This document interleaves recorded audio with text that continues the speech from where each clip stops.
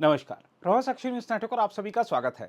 भारत की राष्ट्रीय राजनीति में प्रधानमंत्री नरेंद्र मोदी का पहला दशक काफी बड़े और कड़े फैसलों वाला रहा और उनके निर्णयों और नेतृत्व की धमक देश में ही नहीं पूरी दुनिया में रही, जिसके चलते वह समूचे विश्व में सबसे लोकप्रिय राजनेता के रूप में उभरे। लेकिन साल 2024 के लोकसभा चुनाव परिणाम उनके लिए आश्चर्य लेकर आए, जब उनकी पार्टी बीजेपी ने लोकसभा में अपना बहुमत खो दिया और सरकार बनाने के लिए दूसरे दलों पर निर्भर हो गई। इन चुनाव परिणामों ने मोदी की अजेय रहने वाले नेता की छवि पर बहुत बड़ा असर डाला है, जिसकी गूंज राष्ट्रीय और अंतर्राष्ट्रीय स्तर पर सुनाई दे रही है। देखा जाए तो भारत में तो विपक्ष मोदी को राजनीतिक रूप से नुकसान पहुंचाना चाहता ही था, साथ ही अंतर्राष्ट्रीय स्तर पर भी कई ऐसी शक्तियां थीं जो कि मोदी की ग्लोबल लीडर के रूप में पुख्ता होती छवि को नुकसान पहुंचाना चाहती थीं। कह सकते हैं कि भारत में विपक्ष को और विदेशों में भारत विरोधी शक्तियों को कहीं ना कहीं अपने मिशन में थोड़ी बहुत कामयाबी मिल गई है। लेकिन यह भी सत्य और एक तथ्य है कि मोदी की कार्यशैली मक्खन पर नहीं, अपितु पत्थर पर लकीर खींचने की है। इसलिए वह तीसरे कार्यकाल में अपने कामकाज से विरोधियों को तगड़ा जवाब अवश्य ही देंगे। चुनाव परिणाम यह भी दर्शाते हैं कि अब की बार 400 पार के नारे की ही नहीं, बल्कि मोदी है तो मुमकिन है और जो राम को लाए हैं हम उनको लाएंगे जैसे नारों की भी हवा पूरी तरह निकल गई है। चुनाव प्रचार की बात हो या बीजेपी के संकल्प पत्र में किए गए वादों की, सब कुछ मोदी की गारंटी के ही इर्द गिर्द केंद्रित था। इसलिए कहा जा सकता है कि मोदी ब्रांड की छवि पर सीधा असर पड़ा है। इसलिए अब समय आ गया है जब बीजेपी को सिर्फ मोदी नाम के सहारे रहने की बजाय और भी पहलुओं पर काम करना पड़ेगा। जब से मोदी केंद्र की राजनीति में आए हैं, तब से यही देखने को मिलता है कि पंचायत से लेकर संसद तक के चुनाव पर बीजेपी सिर्फ मोदी नाम के सहारे ही रहती है।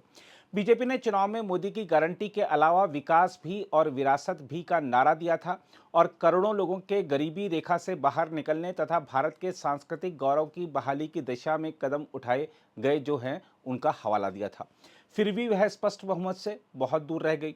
दूसरी ओर बीजेपी की सीट घटने से सिर्फ पार्टी के ही नेता हैरान और परेशान नहीं हैं, बल्कि कई विदेशी नेता भी इस बात से हैरान हैं कि दिन रात अपने देश के लिए काम करते रहने वाले प्रधानमंत्री को चुनाव में जनता ने क्यों सजा दे दी है। आप दुनिया भर की समाचार वेबसाइटों को देखेंगे तो सभी ने मोदी की सीटें घटने पर हैरानी जताई है। इन चुनाव परिणामों ने मोदी के विदेशों में रुतबे को निश्चित रूप से प्रभावित किया है। दरअसल जिस तरह का माहौल बनाया गया था, उसमें ना तो देश में और ना ही दुनिया में किसी को इस तरह के चुनाव परिणामों की अपेक्षा थी। यही कारण है कि बीजेपी तो अपने चुनावी प्रदर्शन पर मंथन कर ही रही है। दुनिया के भी कई बड़े नेता भारत के चुनाव परिणामों को लेकर चर्चा कर रहे हैं और इसके कारणों की समीक्षा कर रहे हैं। हम आपको यही बता दें कि साल 2024 में दुनिया के अधिकांश देशों में चुनाव होने हैं। कई छोटे बड़े देशों में जून महीने की शुरुआत तक चुनाव हो चुके हैं और अमेरिका सहित कई अन्य देशों में चुनाव इस साल के अंत से पहले होने हैं। एक खास बात यह है कि अब तक जितने देशों में चुनाव हुए हैं, उनमें से ज़्यादातर में सरकारें वापस सत्ता में नहीं लौटी हैं, लेकिन मोदी 10 साल राज करने के बाद भी तीसरे कार्यकाल के लिए सत्ता में लौट आए हैं। भले उनकी सीटों की संख्या कम हो गई है, लेकिन काम करने के लिए उनके पास स्पष्ट जनादेश है। मोदी ने जब 2014 में भारत सरकार की कमान संभाली थी, तब से दुनिया के तमाम देशों के राष्ट्राध्यक्ष बदल चुके हैं, लेकिन मोदी सत्ता में कायम है, जिसका सीधा मतलब यही है कि जनता को उनके नेतृत्व और उनकी नीतियों में विश्वास है। यह विश्वास ही तो है कि विपक्ष के घोषणा पत्र में की गई फ्री की तमाम सौगातों की बजाय जनता ने मोदी के वादों को तवज्जो दी है। इसके अलावा प्रधानमंत्री नरेंद्र मोदी के दूसरे कार्यकाल की आखिरी कैबिनेट बैठक की बात करें तो उसमें उन्होंने साफ कहा है कि हार जीत राजनीति का हिस्सा है और नंबर गेम चलता रहता है। उन्होंने कहा है कि लेकिन इस सब का असर देश के विकास पर नहीं पड़ना चाहिए। वैसे देखा जाए तो लोकतंत्र में नंबर गेम ही मायने रखता है, लेकिन मोदी के लिए इसका खास महत्व नहीं है। इस बात को हम गुजरात के उदाहरण से भी समझ सकते हैं।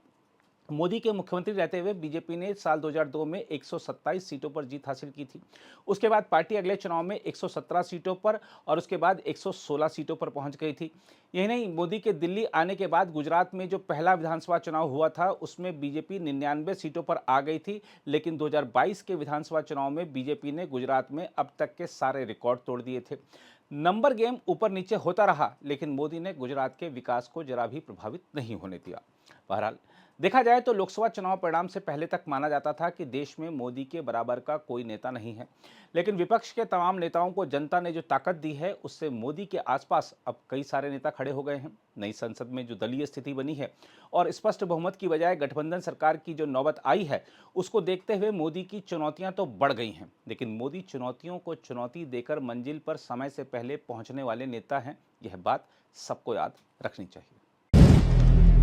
अगर आप भी लेना चाहते हैं देश दुनिया की तमाम जानकारी तो आज ही सब्सक्राइब करें हमारे चैनल को। साथ ही नीचे दिए बेल आइकन को जरूर दबाएं ताकि हर अपडेट आप तक पहुंच सके।